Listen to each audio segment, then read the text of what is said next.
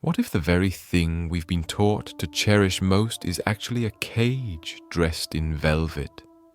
Not a malicious trick, but a slow-moving trance passed down through generations, carved into our dreams before we knew how to question. The institution we call marriage, hailed as noble, spiritual, the crowning symbol of devotion, may not be a declaration of freedom, but a psychological mechanism sculpted by forces deeper and older than we imagine. It feels like a choice, like something we want, but what if it's just the most palatable form of submission? From birth, our minds are soaked in myths dressed as fairy tales, and these myths don't just entertain, they program. The stories we cling to as children sneak into the operating system of our identity, infecting how we define love, intimacy, purpose. As we grow, these tales evolve into cultural scripts, and those scripts become internal orders we don't remember accepting. You think you chose your partner, your path, your vows. But did you? Or were you following a track so well worn it felt like instinct? Freud called it the compulsion to repeat, a phenomenon where the mind seeks out echoes of past wounds, not because it enjoys the pain, but because it seeks mastery through reenactment. Imagine believing you're in love when you're really just re-entering the same haunted room of your childhood, hoping this time the door won't slam behind you, not because love is inherently flawed, but because our blueprint for it was drawn in the shadows of unresolved trauma. There's data that backs this up, not just theory. A study not long ago uncovered something chilling. Men raised in broken homes were significantly more likely to follow the same path, not out of choice, but through subconscious replication. Their inner world, shaped by instability, teaches them that love is unpredictable, perhaps even dangerous. So when they enter adulthood, they gravitate toward relationships that reflect that chaos, not because they want it, but because it's what their nervous system mistakes for home. Now layer that on top of a society that represses our natural instincts and calls it civility. Freud saw this clearly. He believed that civilization's survival depended on silencing our primal impulses. Anger, lust, hunger for freedom, all had to be suffocated. But those drives didn't disappear. They were buried, disguised, twisted into more acceptable outlets. And so the wildness within men, the urge to roam, to conquer, to be ungovernable, had to be redirected. Enter marriage, a convenient container that transforms restless energy into responsibility. The ring is not just decorative, it's a leash that gleams. In the old days, this repression wasn't subtle. Back in the romanticized era of knights and castles, stories of men snatching women as prizes weren't frowned upon, they were celebrated. These weren't just legends, they were public displays of dominance encoded into the social structure. Freud might say these stories didn't merely reflect history, they revealed a hidden truth about male desire. A desire so unsettling to the order of things that it had to be ritualized, sanitized, dressed up as romance. Fast forward to the present, and not much has changed. The kidnapping has simply taken on bureaucratic form. Marriage licenses replace the sword. The thrill is neutralized, but the contract remains just as binding. And now we're seeing a disturbing pattern. Men are finding themselves locked into legal and emotional arrangements that benefit others more than themselves. Look closely and you'll see a paradox. The system insists on male provision while simultaneously punishing male autonomy. In many parts of the world, the statistics tell a one-sided story.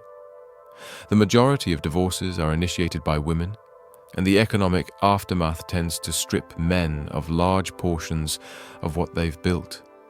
This isn't just unfortunate, it's a ritualized sacrifice, a subconscious punishment for straying from the assigned role.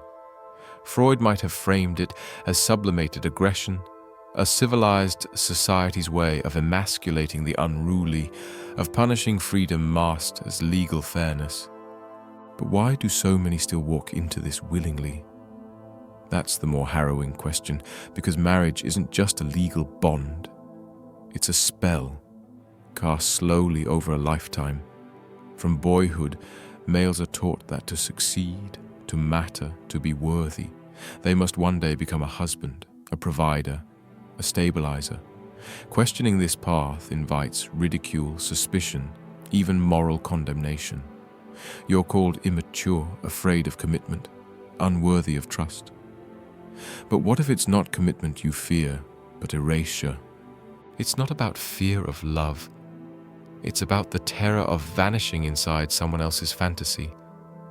To become a character in a play you didn't write, on a stage you never agreed to walk. And still, the script keeps running, the characters keep entering, and the curtain never closes. Freud treated a soldier once, broken by war, haunted by dreams. His recovery only began when he faced a truth more terrifying than his nightmares. He missed the war, because in chaos he felt something real. In peace he felt numb. There's a strange vitality in the unknown, a sharpness in danger that domestic life blunts. For some men, the act of marrying is not a union.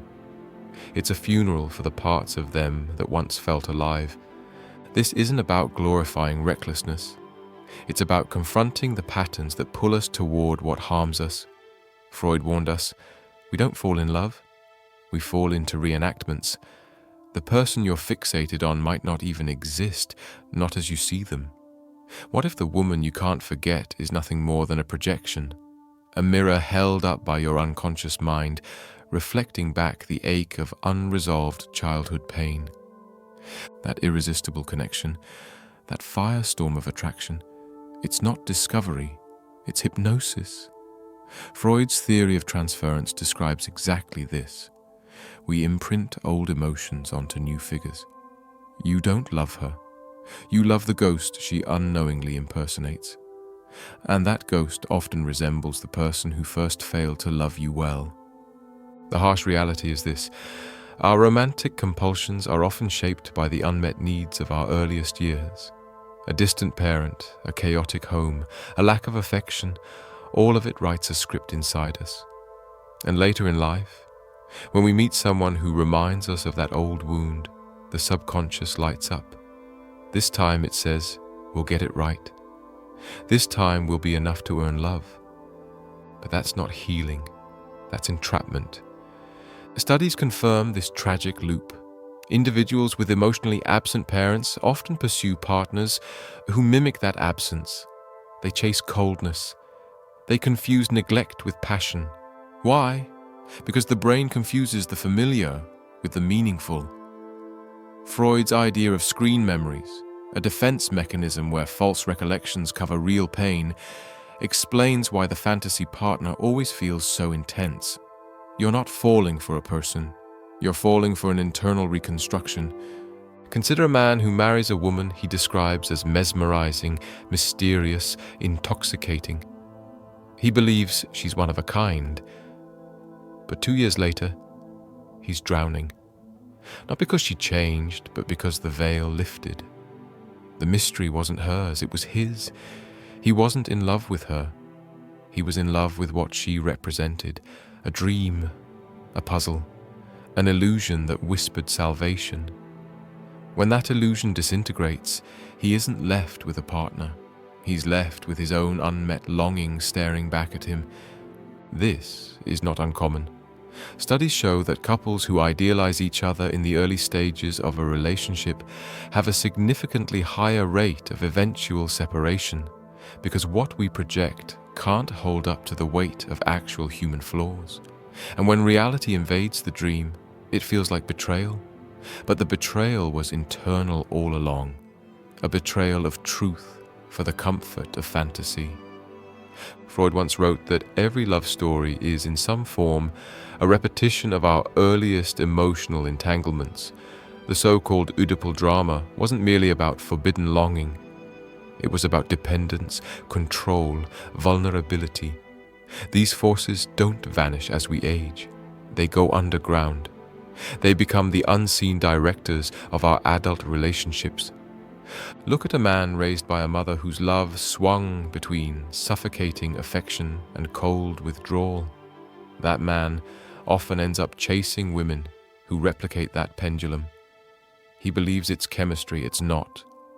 It's the unconscious seeking out a familiar wound, hoping to rewrite the ending. But it never does. The same heartbreak repeats again and again. There's a term for this: trauma bonding. It's the glue that sticks two broken pieces together and calls the fracture connection. And society praises this pattern. We call it romantic. We glorify suffering as devotion. We see the man who stays through neglect, cruelty, emotional starvation, and we admire his loyalty. But is that love? Or is it internalized punishment? Jung, Freud's one-time ally, captured this perfectly. Until you bring the unconscious to the surface, it will dictate your life and you'll call it fate. These relationships don't just hurt, they condition. Over time, the man no longer believes he deserves better. He begins to defend the very person who is harming him, not out of love, out of survival. And that is the real tragedy. What happens to a man when the person who wounds him most becomes the only place his mind feels at home? What does it do to a soul when pain starts to masquerade as love, when suffering becomes so familiar that joy feels foreign, even threatening? This is not weakness. This is programming. When your earliest blueprint for affection involved inconsistency, you don't crave peace. You crave the chaos that once felt like care. You've seen this story before. A man pours himself into a woman who's always slipping through his fingers. She's fragile, maybe broken, carrying old scars that never quite heal. He tells himself that with enough patience, enough love, he can fix her. He gives and gives until he's hollow, thinking if he's just good enough, strong enough, different enough, she'll finally be whole and stay. But the truth is brutal. He doesn't love her. He loves the chance to be the one who saves her. This is the rescue fantasy, and it's a trap that wears the face of nobility. But it's not about her at all. It's about his hunger to rewrite a story that began long before she ever arrived. Freud would call this narcissism in disguise, not the grandiose kind, but the subtle kind, the belief that through your effort alone you can alter someone's fate. It feels like courage. It's actually control. Because if he's the one doing the saving, he never has to feel powerless again. There was a man once, a rising attorney, who fell deeply for a woman consumed by chaos. She drank too much, vanished for days, came back sobbing, promising change. And he stayed. Not because he was blind, but because he needed to believe his love could anchor her. That if he stood still long enough, firm enough, she'd find balance in his presence. But the longer he stayed, the more lost he became. When she eventually walked away, she took nothing from him. She didn't need to. He had already given her everything, and he was left holding the shattered mirror of his own delusion. This kind of dynamic doesn't just damage, it corrodes. It dissolves identity, replacing it with an obsession to be enough for someone who never asked to be saved. And society calls this loyalty. They call it romance. But what it often is, at its core, is a slow psychological suicide. Science is starting to catch up to what Freud saw over a century ago. Men with deeply rooted savior complexes often suffer from chronic stress, anxiety, even physical burnout. The nervous system, trapped in perpetual emergency mode, begins to break down. Not because love is exhausting, but because this version of it demands constant self-erasure. And the cycle doesn't end when the relationship ends. In fact, that's when it often repeats. A man leaves one painful marriage, convinced that a fresh start will fix everything, only to find himself, months or years later, entangled with someone eerily similar. The names change, the faces change, the pattern doesn't. Freud's term for this was the death drive, the mind's bizarre magnetism toward destruction dressed up as desire. It's not always about attraction to chaos. Sometimes it's about loyalty to misery, a loyalty forged in childhood, when love was earned through performance, sacrifice, silence. So now, as an adult, the man equates peace with boredom, safety with stagnation. He misses the high of uncertainty, the drama that once felt like connection. And when life calms down, he begins to itch, to sabotage, to create problems just to feel something. There's a psychological experiment worth mentioning. In it, animals were subjected to random shocks, pain delivered without warning or pattern. Over time, they stopped trying to escape. Even when freedom was available, they stayed still. They had learned that effort was futile. This phenomenon, called learned helplessness, isn't limited to rats in labs. It plays out in bedrooms, boardrooms, and broken homes across the world. A man who's been emotionally dismissed or devalued long enough eventually stops believing in exits. He calls it duty. But deep down, he no longer thinks he deserves peace. And then comes the final blow. The world around him applauds. He's a loyal husband, a devoted partner, a man who keeps his vows. But beneath the applause, his spirit withers, because no one sees the chains behind the smile. The mask of masculinity doesn't just hide weakness, it hides captivity. And the tragedy is this: he doesn't even recognize it as a mask anymore. Freud believed that before healing can happen, awareness must break through the trance. The spell must be shattered. That's where psychoanalysis began, not with advice, but with exposure, unearthing the buried, dragging the unconscious into the light. And that's what a man must do to escape this loop. Ask the dangerous questions, the ones that sting. Am I truly in love with her? Or with the idea of her? Does she feel familiar because she's right? Or because she reminds me of someone who once made me feel wrong? What part of me is trying to heal through her? What wound am I trying to dress by clinging to her attention, her approval, her presence? These aren't just philosophical inquiries. They are the tools that dismantle the ticking bomb beneath your daily decisions. Because without them, the pattern continues. And the unconscious, left unchecked, does not guide you toward happiness. It guides you toward repetition. That's its function, not to free, but to circle back. And here lies Freud's most provocative insight. The root of our passions and our downfalls may be the same. Love and destruction, eros and thanatos, aren't opposites. They're twin currents. One pushes you toward connection, the other toward oblivion. And they often arrive together, twisted into the same face, the same touch, the same vow. Picture this: a man in a quiet suburban home. On the surface, he has it all: a career, a partner, maybe even children. But inside, he is empty, restless, dying not from lack, but from sameness. And then one day, someone crosses his path, a woman unlike his wife, volatile, unpredictable, radiating danger, and he becomes obsessed. He knows it's wrong. He knows it's irrational, but he can't look away. This isn't midlife crisis. It's not lust. It's the death drive whispering promises of intensity, of escape, of self-erasure disguised as freedom. He's not falling for her. He's falling for the flame that will finally consume him. And society calls it passion, forbidden love, star-crossed romance. But it's not that. It's the slow march towards psychological annihilation. Neurologists have studied this. The brains of individuals trapped in toxic relationships exhibit activity identical to addicts in withdrawal. The bond is chemical, the suffering is encoded, and yet we call this love. We write songs about it, make films about it, worship it as destiny. But it's not destiny. It's programming, institutional, cultural, evolutionary, and worst of all, intentional. Marriage, at its historical root, was never about two souls choosing one another freely.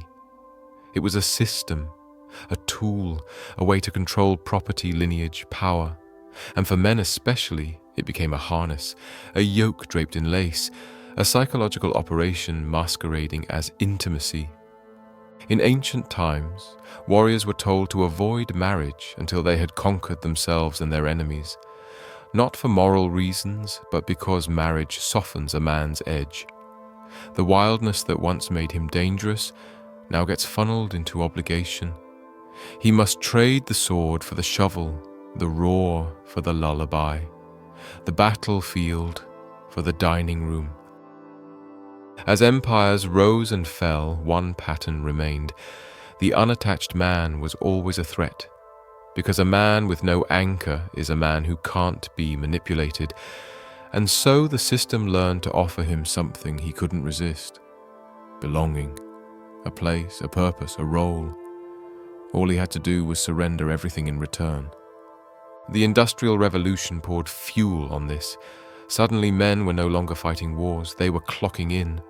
Earning wages and idle hands, it was said, were dangerous, so marriage was remodeled, not as a transaction, but as a fairy tale, a symbol of emotional fulfillment, a crown offered to the good man who did what he was told. But beneath the romance, the legal system was sharpening its knives. Laws shifted, power tilted, divorce became a guillotine, swift and precise. And while society told men to lean in, to open up, to commit, it quietly ensured that stepping away from that commitment would cost them everything. Financial ruin, loss of children, social exile.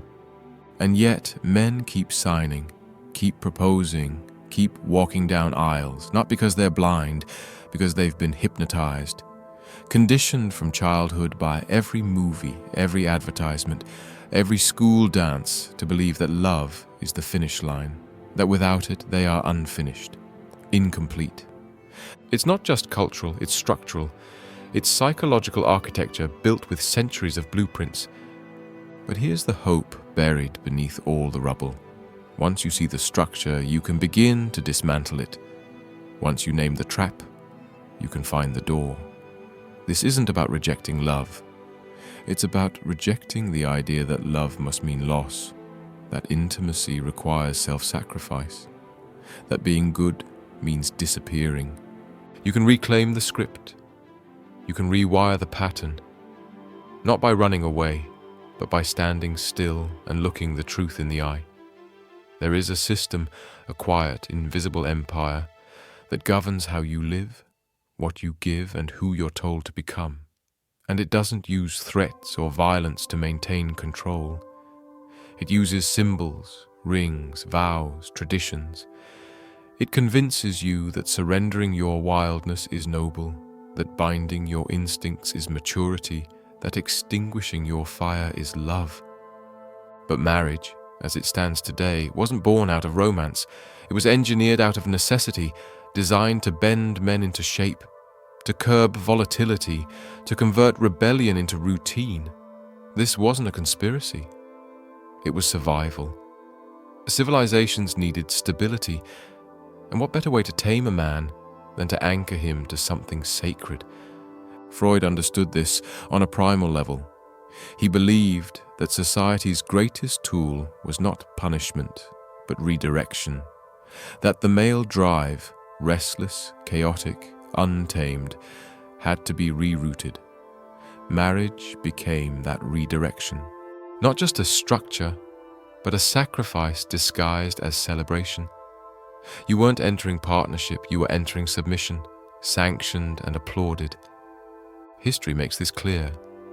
In ancient Sparta, men were forbidden from marrying until they reached 30, not out of concern for maturity, but because warriors who had families became hesitant to fight. Their brutality was softened by concern. Their loyalty became divided.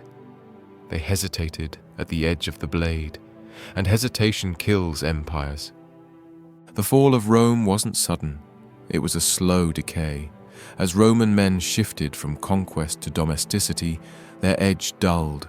The spirit that once marched across continents was now tangled in arguments over land, status, and home, and that suited those in power just fine. A man preoccupied with family is a man too distracted to revolt. It's not coincidence that the single, childless male has always been portrayed as dangerous, sometimes seductive, often villainous, because he represents unpredictability. He can't be bribed with tradition, can't be guilted into servitude. He is unbound, and that scares systems built on control. The modern world took that fear and refined it into strategy. The Industrial Revolution turned people into cogs, factories into cathedrals, and men, once needed for labor and war, were now needed for consumption and output. A man with money and freedom was unstable. He might challenge the system, so the answer was to tie him down early, not with rope, with expectation. Marriage was reinvented, no longer a transaction between families, but a spiritual milestone, a rite of passage, the goal. And every commercial, every sitcom, every romantic film became a sermon. Be a husband, be a father, sacrifice, provide, protect. But do not question. Behind the veil of this rebrand was a legal fortress. Laws were crafted not to support love, but to penalize deviation. In Victorian England, men could only obtain a divorce if they proved infidelity and another crime, while women only needed to show adultery. It wasn't about fairness, it was about dependence. And that dependence was intentional. Fast forward to now, and the trap is digital, subtle, weaponized in courtrooms, concealed in cheerful media. In custody battles, men are routinely sidelined, losing rights to children, property, even dignity. And they're told it's their fault. Be a better man, try harder, take the loss like a gentleman. But none of this was designed for balance. It was designed for containment. And yet it wears the costume of love. Freud's misunderstood idea of penis envy has often been mocked, but the more haunting truth today is provider envy, a cultural obsession with extracting value from men, financially, emotionally, legally, until they are shells of themselves, praised only when they're silent and compliant. Look around. The archetype of the modern husband in media is predictable. He's either the fool who needs correction, the walking ATM, or the man eternally apologizing for simply existing. These aren't characters. They're templates. Scripts handed to boys before they understand what scripts are. Even education has joined the ritual. In some schools, 10-year-old boys are now subjected to workshops teaching them that their ambitions are oppressive, that their desire to lead, build, or compete is something that must be unlearned. This isn't empowerment. It's indoctrination. The breaking of spirit before the spirit has even stretched its wings. So what's the way out? Not rage, not retreat, but awareness, precision. Psychological warfare starts in the mind, and it ends there too. The first step is ownership, not of another person, of yourself, your finances, your choices, your voice. Understand the law before you sign a single line. Know what marriage means in your state, in your country. Prepare not out of fear, but out of sovereignty. A prenuptial agreement is not a lack of trust. It's a refusal to play blind. Second, learn the terrain of your own psyche. Therapy is not for the broken. It's for the strategic. Knowing where your patterns originate isn't weakness, it's weaponry. If your unconscious drives your decisions, you are not a man, you are a puppet. And most strings are invisible until they're named. The real revolution doesn't come from saying no to marriage. It comes from refusing to become the man that marriage was designed to manufacture.